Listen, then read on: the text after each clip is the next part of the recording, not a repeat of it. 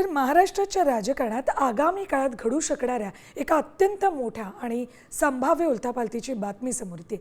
जर शरद पवारांची राष्ट्रवादी खरोखरच एनडीए सोबत आली तर महायुतीमध्ये शिंदे सेनेचं महत्त्व कमी होणार का, अशी जोरदार चर्चा राजकीय वर्तुळात सुरू झाली.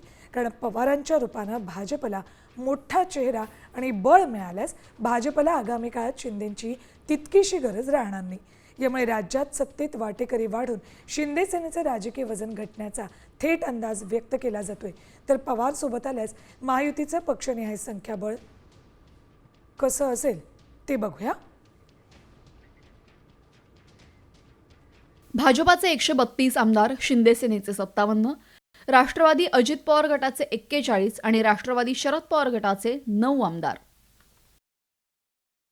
तर पक्षनिहाय संख्याबळानंतर शरद पवार एनडीए सोबत गेल्यास शिंदे सेनेचं वजन कसं कमी होऊ शकतं तेही थोडक्यात जाणून घेऊयात. पवार जर एनडीएमध्ये आले तर महायुतीचं संख्याबळ 220 पार जाऊन शिंदेंचं महत्त्व कमी होऊ शकतं. 288 पैकी 150 ते 160 जागा भाजपानं घेतल्यास उर्वरित जागांमध्ये इतर पक्षांना तडजोड करावी लागेल. मुख्य मराठा चेहरा म्हणून पवारांचं वजन वाढून शिंदेंचं राजकीय वजन कमी होऊ शकतं. दिल्लीतून मिळणारं प्राधान्य एकनाथ शिंदेंऐवजी शरद पवारांकडे सरकेल. शरद पवारांमुळे शिंदे सेनेला महत्त्वाची खाती आणि निधी गमवावा लागू शकतो.